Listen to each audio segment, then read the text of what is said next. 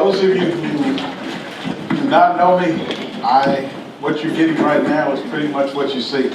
I am pretty honest and forthcoming and straight up. What you see is what you get from me.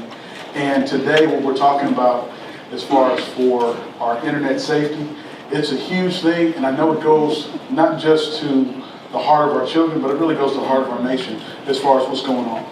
Today, we're going to talk about, like I said, internet safety.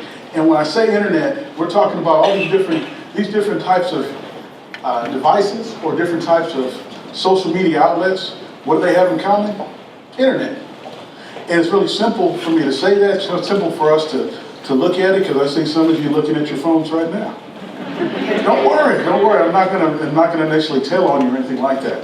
But one of the things we talk about as far as with internet and with our children is when they go online, as far as the statistics are huge. When we're talking across the board, not just our children in our county, but in our country, you're looking at 73% of them, and it's actually higher, that actually have some type of profile on some type of social site.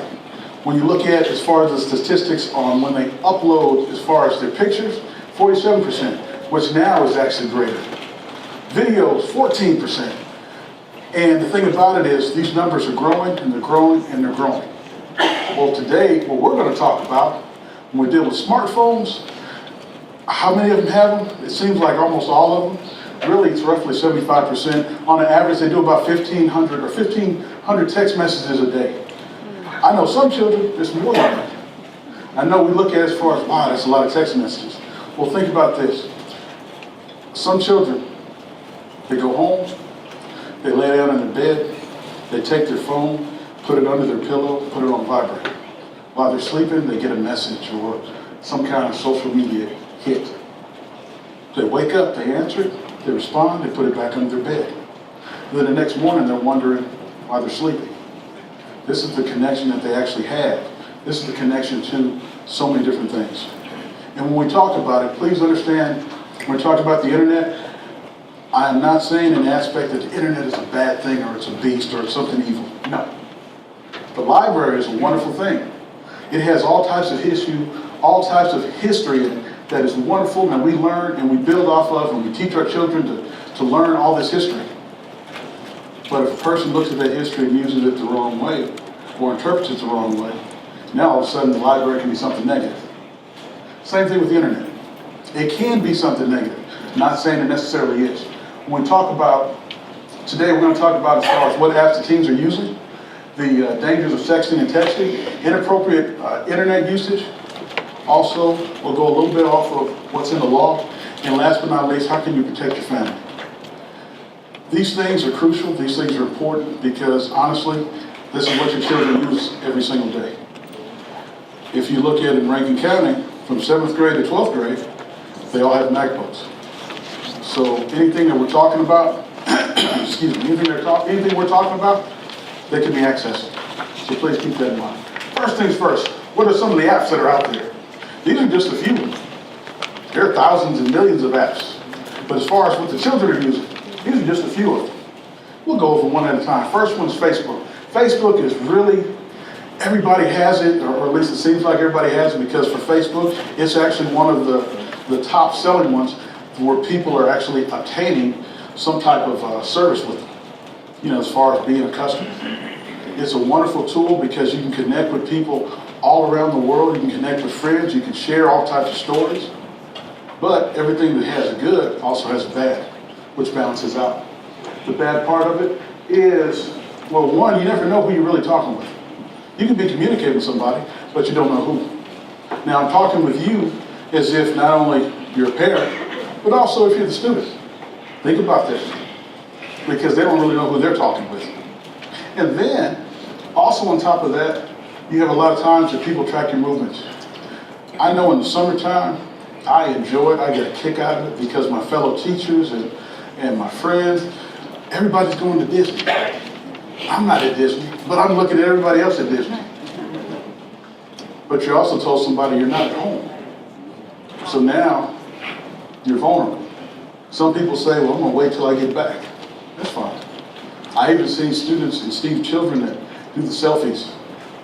Oh, your selfie. As soon as you take that picture, I look at your background and I see exactly where you are. I can track you. These are the things to think about. Also, as far as with Facebook, you have a lot of rhetoric and a lot of, if you notice, a whole lot of political garbage that I like to put. And I say that, no offense to anybody who's into politics. Anything that I don't really like to listen to, I most of the time call it garbage. My wife, well, anytime she calls whatever I say garbage. Kick Messenger. Kick Messenger is a simple app because what you do is you can send text messages, you can send videos, you can send as far as voice, audio files, you can send these things, and it does not mess with any of the paid prescription or subscription or anything like that, which is wonderful because no one ever sees it on the bill. The bad part, there is a link inside of it that's called OINK text. That's how I spell it. OINK text. What it does, it allows whoever that particular user is, well, they can actually access or call out or text people that they don't know. In the world of our youth and our children, two things on technology that really can be attracted to them. One is deletion. If it quickly deletes, oh man, I like it. They do. Because I can do something and it'll go away in a certain amount of time. Second thing, anonymous. Nobody knows. These are two things that's really attractive to kids, and you'll notice it with some of these apps on how they actually apply it. Now, Uvu. Uvu is actually a messenger where it's almost like a conference call where you get up to 12 people in the same conference or in the same app, and you all can communicate. Out of all the apps that I've actually researched, this one seems the least negative. I can't say the safest, I don't want to say that, least negative. Reason being is because the research that I found is a lot of people use it for homework. A lot of kids will use it for homework. But if they want to talk about inappropriate content, well, they can get together with those friends that they want to talk about inappropriate content with. So keep that in mind. Next one is WhatsApp. Anybody ever heard of WhatsApp? Yeah, all right. Well, this one uses text messages and audios, and what it does is they can send it out to people, which is as usual. You can send it out almost anonymous.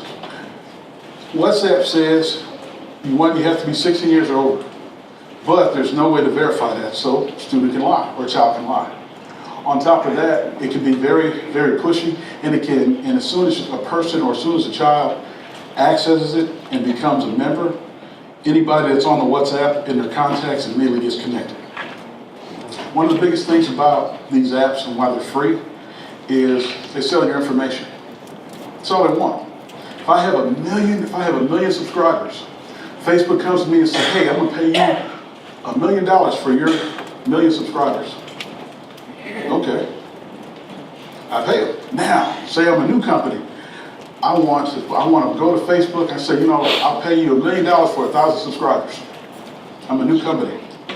I get that 1,000 subscribers. Now, I send out a message to those people who are on Facebook, whose contact information I have, and I say, hey, join my app. I got over 1,000 members. Just like that. It's free. All you have to do is either key in the information or just attach your Facebook account to it.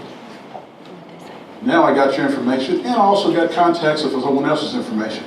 And that's how it works. Instagram. Instagram is what it actually does. It's owned by Facebook, and it's actually, believe it or not, the second most used app.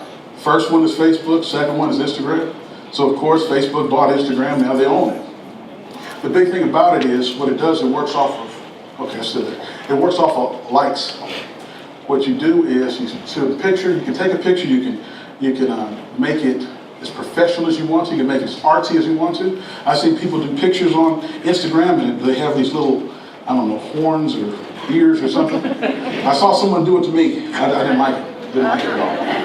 Yeah, I got small ears. If I saw bigger ears, I didn't want that. No. But I did it and I was like, oh, it's so cute. I'm like, I don't see any cute in that. But that's me. For Instagram, that's what it does. Now the bad part of it, which is in the red, bad part. For teens, this day and age, whether it be elementary, middle school, high school, one of the biggest things is appearance. Appearance means a lot to them. You know, popularity means a lot. They use this, and a lot of them can use this to validate their own popularity. Why? Because how many people didn't like my photo? How many people did like my photo? How many of you think about it? You have Facebook accounts, you do something, or better yet, here you go.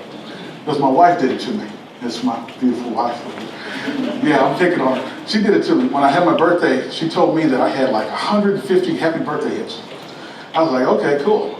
Now for me, I use social media so much in investigating situations that I don't really think about it as for fun. So I was like, okay, does that mean I need to go to jail or something? And then she explained it to me. I was like, okay, cool.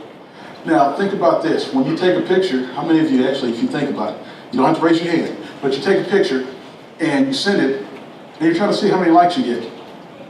Some people look at it and they say, oh wow, I had 100 pics off of my smile. Now we're adults.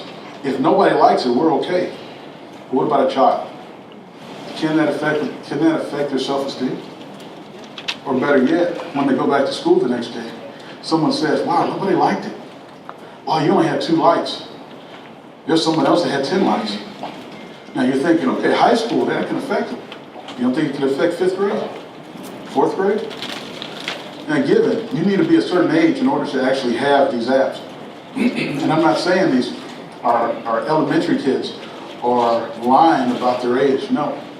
A lot of them, and I have interviewed, or I can't say interviewed, I have talked to them. I've talked to them.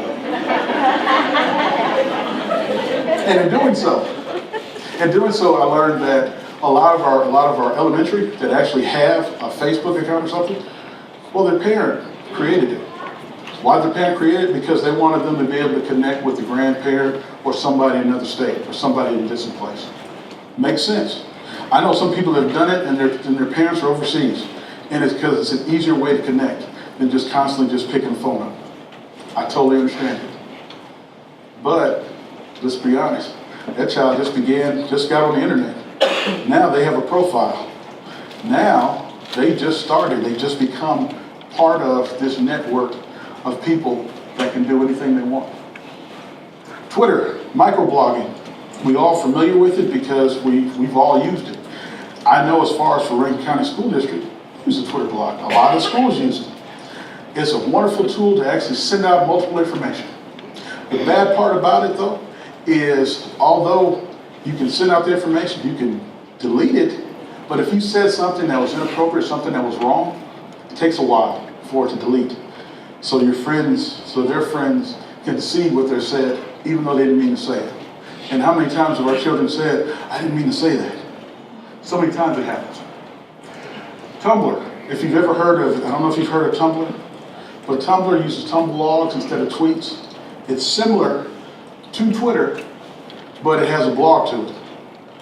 Well, it does the same format as Twitter as far as using information, as far as you can send it out. Majority of the time, the Tumblr, it's public, which means everybody sees it. Now, the difference in the negative part of it, pornographic information, pornographic images are very easily to be found and discovered because there's really no restriction on it.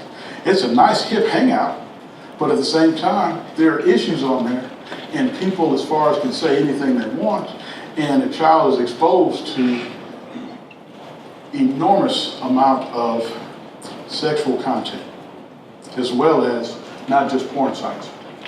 Vine is a social site that uses a video or some type of picture. Most of the time it's a video looped for every 6 seconds. Every 6 seconds it's looped. Oh, it can be really entertaining and fun. A lot of times friends actually use it, they get together and they use it for that purpose to see something funny over and over and over again. Me personally, I'm not big on repetition. Unless it's a certain TV show, then I'll watch it over and over again. Certain shows, like Law and Order, I'll watch over and over again. I do, but with that said, as far as for Vine, the bad part, there have been a lot of people, as far as adults, a lot of parents actually become the brunt of the humor. And I say that because, say if you're a parent, you got to be careful. You stumble, you fall. There have been parents who've been intoxicated and their child records them. And they loop it every 6 seconds and they just send it out. Everybody laughs and giggles. Yes. Even something as simple as 6 seconds can do a world of harm. Burn Note. Burn Note is a messaging app. All it does is use text messages. The whole concept of it is you create the account, you send the information out to someone, and it deletes in a certain amount of time. That's what it does. Similar to Snapchat, which we'll talk about in a second. Except this one, it just uses text messages. So sexting is a little bit more difficult to actually do. I would say, oh, it's safer, but no, because one of the things about Burn Note is the company themselves, they say it has a multi-deletion problem, or thing that where once you send it, it deletes to the sender and also deletes on the phone. But for those who do not know, data is data, regardless. Once you send something into cyberspace, it's there forever. If you think it deletes, you're wrong. Do our students realize that? Do our children understand that although they say it's gone, it's really not? No. That's where it becomes really scary. Not to mention for Burn Note, you actually do not have to have a Burn Note account in order to get the information. And one of the things about Mississippi, as far as a lot of states, you can't, as far as with technology and our phones, you can't stop anybody from sending you information. So therefore, when you receive it, yes, it says it deletes, but does it really? No. We'll go to Snapchat. Snapchat, take a step above Burn Note. Now, it's not just text messages, it's pictures. And they send out, and of course, it says in 3 to 5 seconds, 6 seconds, it deletes. So if it deletes in 6 seconds to a child, remember, deletion and anonymous, it's very attractive. Wow, I can send something out and it deletes so I don't have to worry about it. Well, one, a person can take a screenshot of it. They can save it. But also, there's actually, inside the app, there are other apps that work with Snapchat in order to retrieve the information. But something our students, our children don't realize, and I know some of us may not realize, in the privacy information that you click onto to accept in being partnered with them, and being a customer or a member or having a user ID, in their privacy statement, they say that we can't guarantee the information is deleted. And further in the privacy statement, they say we save the information for a period of time. So you say you delete it, but in privacy you say you're saving it. So is it really getting deleted? You or I, when we sign something, we read the fine print. I read the fine print of everything, even my marriage license. I did. But everything was, it was really good and so forth. Yeah, I know. I got to get something to eat because I'm not getting anything at home. I know. But nevertheless. And she's talking to your church. Appreciate that. Okay. Still go to Florida with. But with that said, we read the finer points, but do our children? Or do they just click accept and keep on going? That's the thing about Snapchat. Whisper's a social site. What they do is they can make confessions. They can say anything that's on their mind. They can be anonymous and so forth. And if you think they're saying stuff that's all rosy and pretty, no. A lot of it is hate talk. A lot of it's sexual content. A lot of it is drug usage and a lot of violence that's actually being used. And it's being confessed and so forth because it's a dark area. It's eye-catching. What they're saying is, hey, anonymously, you can say anything you want to on this, and it's okay. If you told a child that on an app, how many of them do you think would just sit there and say, oh, I can say anything? I can get it off my chest. If I told you, if you knew your child had a diary, how many of you would try to read it? Because you know they're going to say anything on that. So, do they look at that as a diary? Yeah, some of them do. Some of them actually do look at it. Meet Me. Although it doesn't seem like it is an app for dating, and they don't advertise it for dating, the whole concept is that you can match with match with other people that have the same things, the same likes that you do. Bad part about it? Well, users, they use it to actually hook up and meet with strangers. They ask a lot of information, say your name, your age, and your zip code. Why would they want the zip code? Because you can type in whatever name you want. It's supposed to be anonymous. GPS because you can connect with people that's in your geographical area. Keep in mind, if they say anonymous, believe it or not, they want your GPS coordinates. If they say deletion, we know it's not really being deleted. But they make these, they give you these are selling points. For us, we understand, when we watch a commercial, we know what's real and what's not. But how many times do our children look at the internet and they swear them down, it's real. Oh, it's true because it's on the internet. I've heard that slogan so many times in a commercial, but it's, to a lot of children, it's true. A lot of them, that's what they refer to. They'll refer to, as far as what they see on the internet, as being accurate. Us as a police officer, yeah, we get the brunt of a lot of it. You all as teachers get the brunt of a lot of it. The school district gets the brunt of a lot of it. There's so many blogs out there that likes to beat us up. And that's fine because, well, I can take it. There's no problem with that. Omegle, it's a chat site, does the same thing as the previous one. One of the big things is where strangers can meet, they can get together, they can text, and they can do that keyword right there, anonymously. Another selling point. Because it's anonymous and can be very attractive to teens. Why? Because users can pair up with strangers. I don't know about you, it's a scary thought for my child to say, oh, I'm going to text somebody. Well, I don't know them, but I've been texting with them for such a long time, I feel like I know them. It'll be safe. I'm going to meet them at the park after dark. Makes no sense to them, but our children will think this. And they'll think it's safe. It's okay. It's right by the police station. But it's in the dark. It's all right. They'll rationalize that, okay, it's okay for me to do it. When is it really? No. But that's what we do. Scout, flirting app. If you think about it, if you listen to the term or the name of it, it can pretty much give you an idea of what it does. Scout, flirting app, where teens can get on, teens and adults. Same thing as the previous one, because they can get together, know each other, and it's anonymous. Big thing about it, there is no age verification. Meaning if it's a child, they can say they're an adult. If they're an adult, they can say they're a child. And for our teachers, you'll hear this, because you've heard this before, the app, what it does, as soon as you put down how old you are, it pairs you with that group. So now you're paired with a group geographically.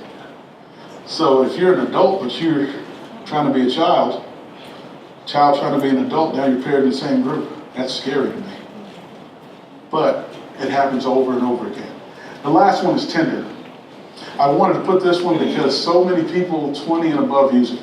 It's a very popular app. All it deals with is swiping left or swiping right. It's a picture. What you do is if you like the picture, you swipe right. If you don't like the picture, you swipe left. You pass. Big thing about it, two people, if you swipe, how's it go? If you swipe right and you like it, the other person has to swipe right for your picture. And then the app will put you together as far as when you can text each other or communicate with each other. A lot of people do it to hook up. Huge, huge. And it has nothing to do with married, not married. No, a lot of people use it just for that because it's in a geographical area. Still needs GPS. Somebody in a certain mile radius. These are apps that I know you hear about. I use this one because you've heard about this app and how so many people use it. I've heard movie stars use it and they've gotten married. Yeah, but no one ever notices 2 years later they get divorced. No one notices that. No one ever notices that they get, oh, but so-and-so used it. Okay, wow, that makes it real, it makes it okay. But these are the apps that we deal with. Now, we talk about apps, but we'll put it a little closer to home. I'm going to show you a video, and I hope the sound works. Looking at you. I'll show you a video. Now, mind you, the device itself is a little dated, the devices, but the concept is real. And tell me if you can actually see this happening, say in school, or may have heard it happening in the school. Now, the biggest thing is, what might be difficult to see is where the child is asked to send me a hot pic. That's all it is.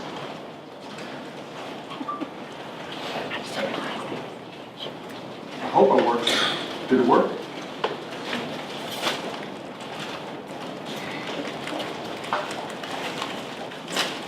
Okay, excuse me. It didn't work. The whole concept was this. Someone took a picture, okay, they take a picture, they ask for a hot pic, she sends it. Initially, she doesn't send it, but then she chooses to send it. When she sends it, it goes viral all throughout the campus. When that happens, one of the biggest things about it is she no longer has any control over that picture and where it goes. And it travels all throughout the school. Then you see her brother, or what appears to be her brother, receive it on his phone. You see the mother, she receives it through an email, or excuse me, as far as somehow online. She sees it. And then there's another person who, by all intents and purposes, you look at it, it could be maybe a pedophile or something looking at that same picture. And that's what we call sexting. All sexting is actually sending a nude or a partial nude image. That's all it is. There's no, if you notice, there's no age limit on that. I know some adults are like, really? No, there isn't. Adults do this all the time. Yeah, there's a legal aspect to it because of dissemination. Only difference is to adults, it's up to the other adult to actually sign charges. But when it's a child, it's a different thing. As far as when the child actually sent the information, she broke the law. When the board received the information, he broke the law. And I'm saying this because this goes with the slide, with the pictures or the video, but the video wasn't shown. And I do apologize for that.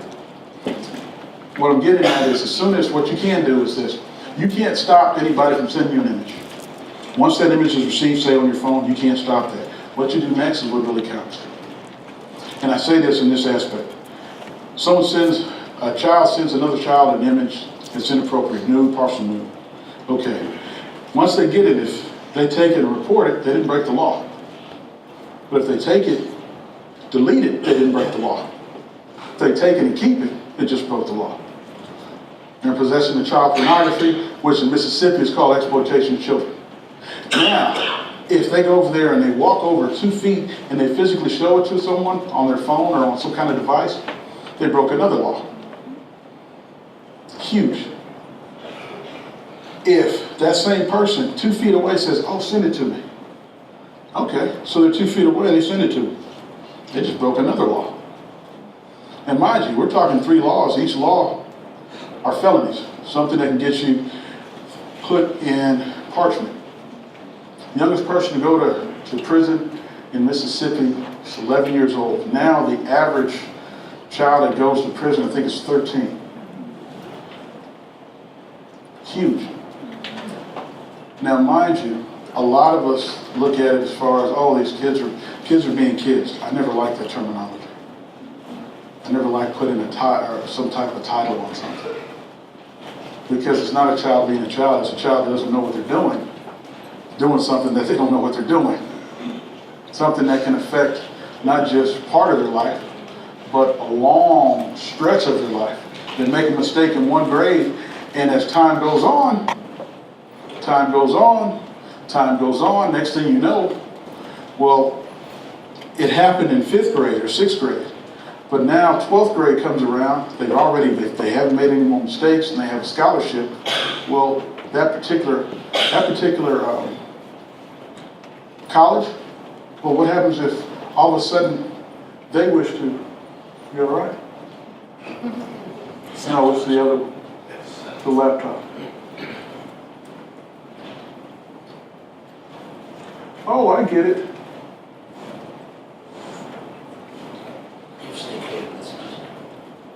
Yeah, it wasn't charged. Yeah, that's all right. It's not mine. There he is again. No problem. Then we just ad lib. When it goes down to it, these are all laws that our children break, or adults break, and a lot of them they don't realize it.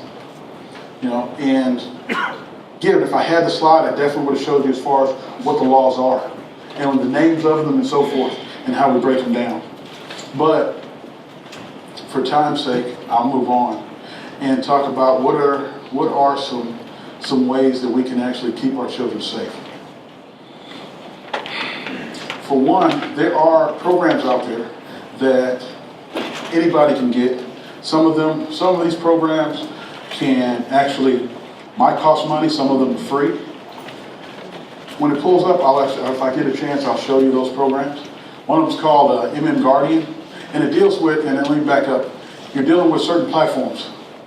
And when you talk about internet, and you talk about as far as internet and cellular, you're looking at as far as iOS, which deals with iPhones, iPads, MacBooks. You're also dealing with Android devices, where you hear the term Google Play and so forth. These are two formats or platforms that are used more often than anything else. And also the third one is Windows. Windows as far as based off of Microsoft. It all depends on what type of phone. You have 4 different types. And you have Research in Motion, which is BlackBerry. And I know people are like, oh, Blackberries, they're still there? Yes, they are. They are still there. A lot of Blackberries are used more overseas than in our country, but they still do exist. And with that, you're looking at 4 different platforms. And what you're looking at, as far as one way to keep your family safe, is utilizing the technology that's out there. If your child had a boyfriend or girlfriend, you would want to know everything you can about that boyfriend or girlfriend. You want to know everything about the parents. You want to know where they live. You want to know what type of street they live on, what subdivision, or you want to know everything you can about it, because that's your child's time. Same rule applies to their cell phone, to the internet. Learn as much as you can. Dr. Townsend said it the best way. This is not a time it's not a place for just our children learning. It's a place for us to learn. And what you do is you can research, and there's a lot of different programs out there that you can use. Some of you, based off of the internet that you actually have at home, you can utilize. It has parental guidance and parental controls within that network service. That's why that you're already paying for, you just don't use it. Norton is a very good one. A lot of people don't like it because of the virus program, because the virus program sometimes can slow you down, but it has some very great parental controls on there. As well as there's another one, there are several different ones that you can use that actually work it's in conjunction with your phone. You check with your cell phone provider, you also can find some. These are ways of actually keeping your home safe. Not just your child, but your home safe. Now, if your child's on the computer, well, for one, open the communication up, open the dialogue up. Talk to them about internet safety. Talk to them about online and cyber prevention. Keep that communication open. A lot of us, we see internet and we don't want to deal with it. I'm sorry, you're stuck with it, because if you don't tell, or if you're not there to answer questions for your child might just Google it, or might just find somebody online that they can. There was a story that I would have played, and it was, her name's Julie. Julie was 13, and she got online with a guy by the name of Tom. She didn't know he was 56 years old. When she realized it and she discovered it and he told her or something like that, she didn't care. She kept talking with him. To add to it, even when talking with him, they became to have a greater, stronger friendship, and stronger friendship, and stronger friendship, and it grew to almost a relationship. It got to a point to where she was texting him or chatting him at least 3-4 times a day. If she couldn't get on, she'd be so upset, because she knew he was asking, how come you're not calling me? How come you're not texting me? How come you're not chatting with me? She trusted him more than she trusted anybody else. One day, while chatting with her, he says, wouldn't it be nice for us to get away? True story.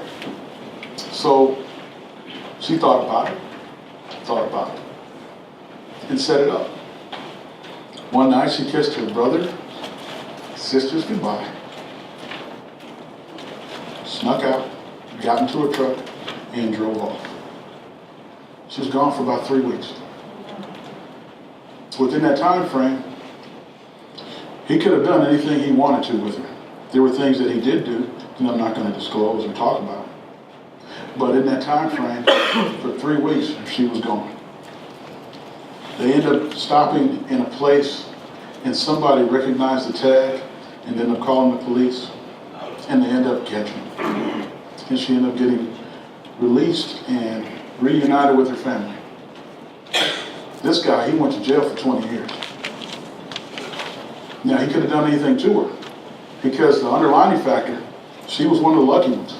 He had kidnapped other girls her age, except he killed them. But he didn't kill her.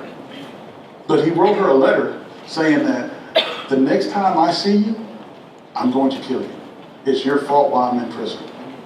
I can't understand why you did that. I can't stand it. With that said, her biggest concern was he never said that he liked her.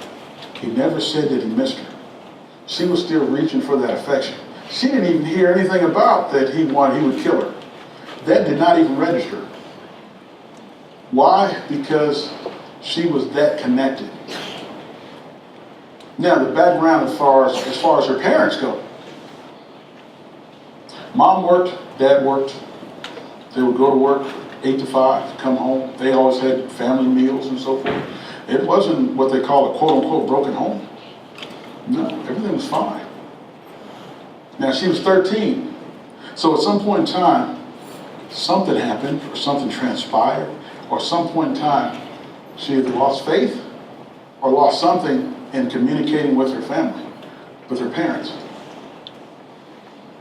Or maybe we work so much that we forget to communicate with our children. I'm not saying that we are falling short or we're bad parents. No. I'm the first one to tell you, I do everything I can for my family, and I do everything I can for others.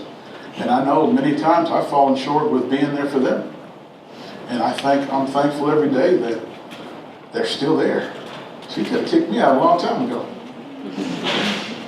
I asked her the other week if she was going to keep me. She flipped a coin. I was like, what's up? I didn't understand that.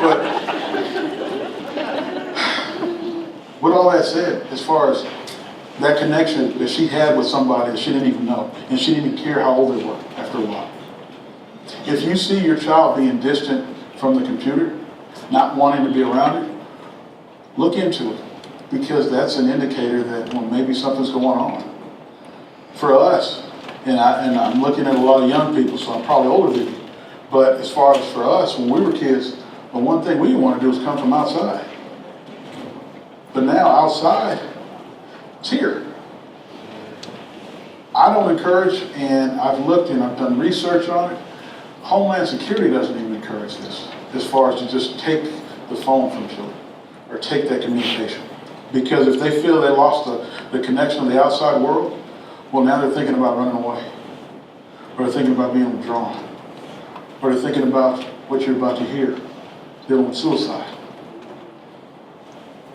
Instead of taking this, control it. When we were outside and Mom said, come inside, if we were grounded, well, she'd let me roll the windows up and look outside all day long. I can't go there, but she'll let me look at it. What's wrong with controlling the service? A lot of programs out there give you the option and the opportunity to cut it off, cut it on, to actually reach out and, as far as speak with them, to make sure that there's only so many people that can talk with them. There's some that have what are called keystrokes, that whatever your child texts, it goes to your phone. The one thing I would be careful about is that some parents can have their phone connected to their child's, where every picture or image that they receive, that their child receives, they receive. Please be careful. Because if it's an image of a child inappropriately, or nude or partially nude, yeah, your child got sent child pornography. So did you. And me as a police officer, I'm going after both of them. Why? Because it's a child that's in need. It's a child that needs my help. It doesn't matter who it is. I'm going after it. I thank you so much for your time, and I'd like to leave you with just this thought. Because I've heard it, and I look at it, and I see where it says you matter. And each and every one of you in here, you're more than just JUST. You're more than just a caregiver. You're more than just that person who has to bring lunch money because you forgot to put it in their account. You're more than just that person who has to come up and pay money for fundraisers. You're more than just the one that's rooting for them on the sidelines when they're trying to score a touchdown and make a basket. You're more than just that caregiver that's got to bring that laptop for the 5th time because they keep forgetting it at home. You are so much more than that. You get a chance, you look around this room. I see different colors, I see races, I see different hair colors, different devices. I see all types of different people all here for the same reason, the future of their children. It's interesting how it says come together. Now, after we come together, don't sit there and separate, because it might not be your child that might be in need, but it might be your child's friend. If your child's friend's in need, your child may need help with trying to figure out how to help their friend. Keep in mind, each and every one of you in here are a beacon of light. That is somebody that is lost, that is looking for